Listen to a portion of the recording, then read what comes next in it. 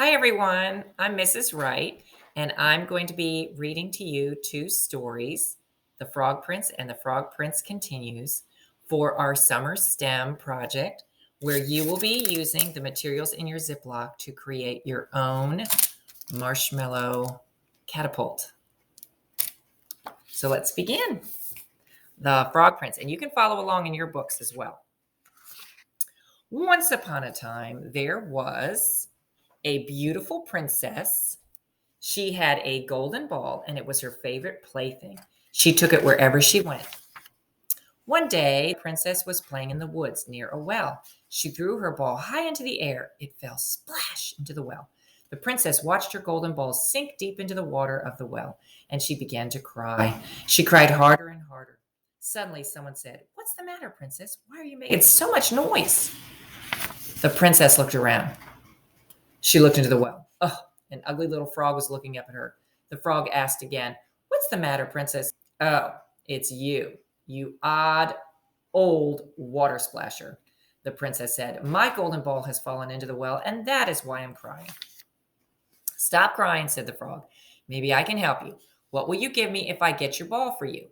"I'll give you whatever you want, dear frog," said the princess. "Would you like my fine silk dress, or my necklace of pearls, or would you like my golden crown?" "No," said the frog. "What would I do with a fine silk dress or a necklace of pearls? And what would I do with your golden crown?" That's hilarious. "What do you want then?" said the princess. The frog looked at the beautiful princess. He said, "I want to be your friend and playmate. I want to sit with you at the supper table. I want to eat with you from your golden plate and drink from your golden cup. I want to sleep on your fine silk pillow. If you promise to let me do these things, I will get the ball for you." "Hmm, I promise," the princess said. She thought, "How can this nasty little frog come to the castle and be my playmate? He has to stay here in the well." And she said again, "I promise." Now the frog went down deep into the well. Soon he came up with the golden ball in his mouth, and he threw it onto the grass. "Oh," said the princess, "my golden ball." She picked it up and she ran away. Did she remember her promise? "Wait, wait," said the frog. "Take me with you. I can't go as fast as you." But the princess did not wait. She ran home to the castle, and soon she forgot all about the poor little frog. The next day at supper time, the princess sat at the table with her father, the king, and all the people of the court. Suddenly, everyone heard some strange noises outside. Splish, splash, splish, splash. Wonder who that is. It was the sound of wet little feet coming up the stairs to the castle. Then, flip, flip, flap, there was a slippery little knock at the door. Someone called, "Princess, princess, open up. Princess, princess, let us sup." The princess ran to the door and opened it. When she saw that frog, she shut that door quickly. The princess came running back to the table. The king looked at her. "What are you afraid of, daughter?" he asked. "Is there a giant at the door who wants to carry you off?" "Oh, no, father," said the princess. "It's not a giant. It's a nasty little frog." The princess told her father how the frog had found her ball, and she told him about her promise. Wonder what advice the father's going to give her.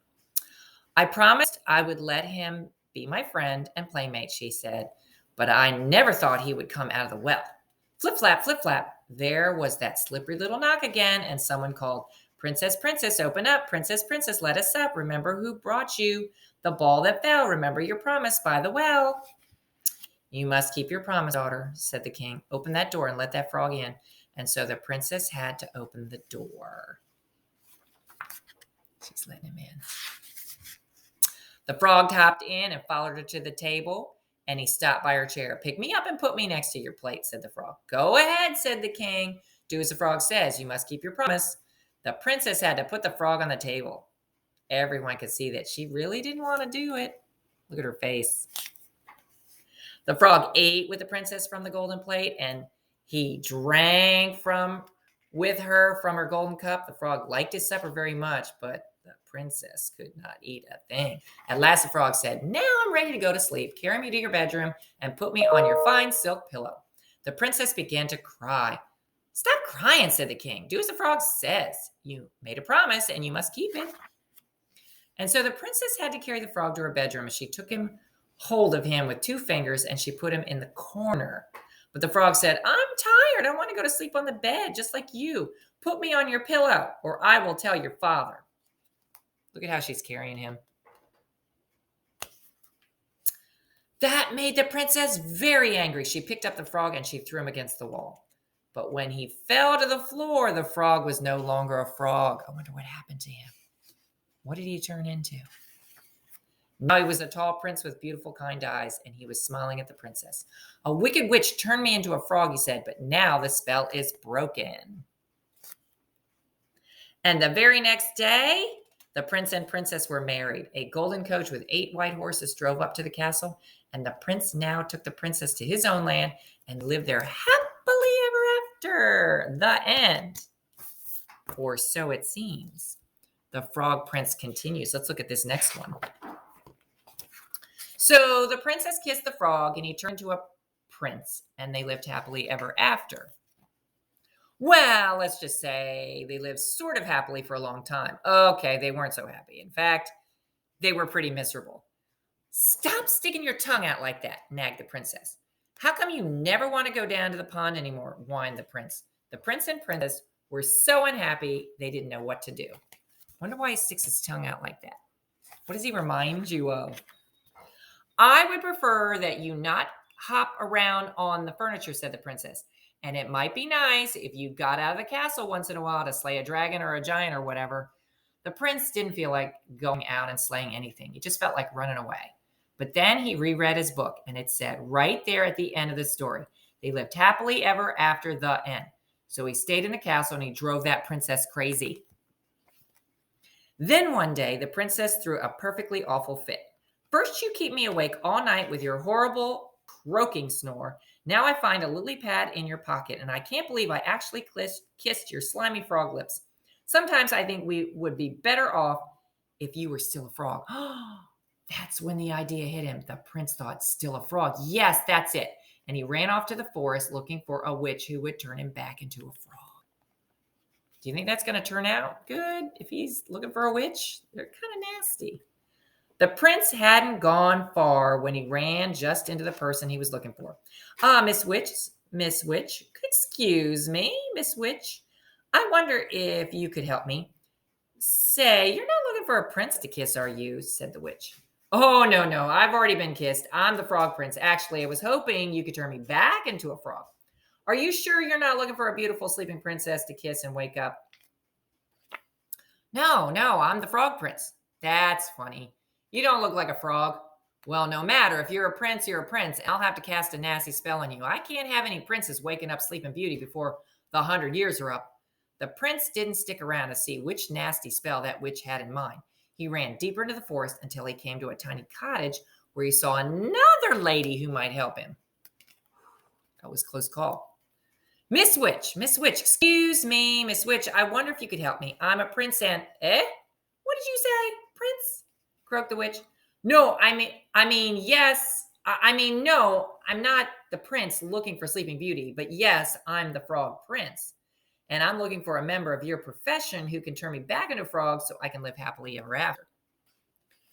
Frog prince, you say? That's funny. I thought frogs were little green guys with webbed feet. Well, no matter. If you're a prince, you're a prince. And I can't have any princes rescuing Snow White. Here, eat the rest of this apple.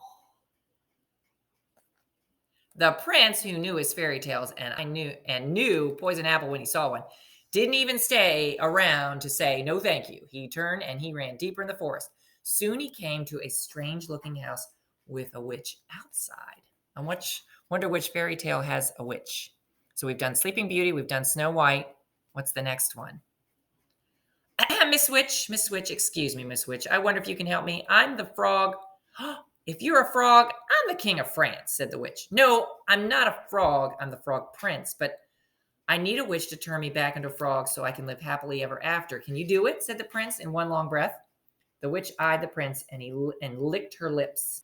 Why, of course, dearie. Come right in. Maybe I can fit you in for lunch. What does she mean by that? She was licking her lips, and then she said, I can fit you in for lunch. I wonder what she means by that. The prince stopped on the slightly gummy steps. Something about this house seemed very familiar. He broke off a corner of the windowsill and he tasted it. Aha, gingerbread. I hope you don't mind me asking, Miss Witch, but do you happen to know any children by the name of Hansel and Gretel? Why, yes, Prince Darling, I do. I'm expecting them for dinner. Wonder what that means. The prince, who, as we said before, knew his fairy tales, ran as fast as he could deep in the forest. Soon he was completely lost. He saw something standing next to a tree, and the prince walked up to her, hoping she wasn't a witch, for he had quite had his fill of witches. Madam, I'm the frog prince. Could you help me? Gosh, do you need it? Said the fairy godmother. You are the worst looking frog I've ever seen. I'm not a frog. I am the frog prince, said the prince, getting a little annoyed, and I need someone to turn me back into a frog so I can live happily ever after. Well, I'm on my way to see a girl in the village about going to a ball. What fairy tale is that? But I suppose I could give it a try. I've never done frogs before, you know. And with that, the fairy godmother waved her magic wand and turned the prince into a beautiful, what do you think she turned him into? Carriage. The prince couldn't believe his rotten luck. Can you guys see that? The sun went down, the forest got spookier, and the prince became more and more frightened. Oh, what an idiot I've been. I could be sitting at home with the princess living happily ever after. But instead, I'm stuck here in the middle of this stupid forest turned into a stupid carriage. Now I'll probably just rot and fall apart and live unhappily ever after. The prince thought terrible and frightening kinds of thoughts, and a few worse, too awful to tell. Until far away in the village, the clock struck midnight. What does that mean in the fairy tale Cinderella when the clock strikes midnight? Could his problem be solved? The carriage instantly turned back into his former prince self, and he ran by the light of the moon until he was safe inside his own castle. Where have you been? I've been worried sick. You're 7 hours late. Your dinner's cold. Your clothes are a mess. The prince looked at the princess who had believed him when no one else in the world had. The princess who had actually kissed his slimy frog lips, and the princess who loved him. The prince kissed the princess. They both turned into frogs, and they hopped off happily ever after.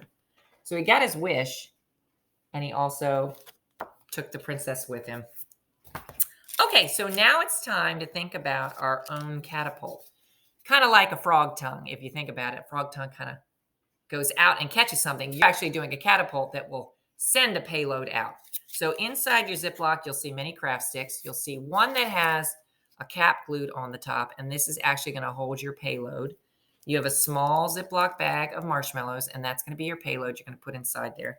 And you have like 3 rubber bands. I want you to brainstorm how you are going to connect these together in order to make your catapult. I want you to think about what would happen if you put the rubber bands loose and you sent the payload. What if you put the rubber bands tight? What happens to the payload? Does it go farther, or does it stay and go, a shorter distance? What happens if you have the catapult facing up? Does the payload go straight up, or does it go in a direction you want? Do you need to alter the way you hold your catapult in order to get it in the direction? I want you to build and test along the way and make adjustments. You have plenty to do. Think about how you would use these craft sticks. Could you stack them together to make it more sturdy?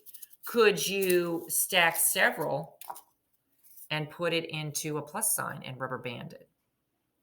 Could you make a star? Would that help? Could you make a handle where you pull the catapult to send it? What would you do with that? So think about what you could do. You've got a lot of craft sticks, and I want you to have a lot of fun. I hope you enjoyed this STEM and book series about the Frog Prince. And you'll have to let me know next school year, when school starts in August, how you did and what you found out. Tell me what was difficult, what were any challenges, and what worked and how you solved them. Happy building. Bye.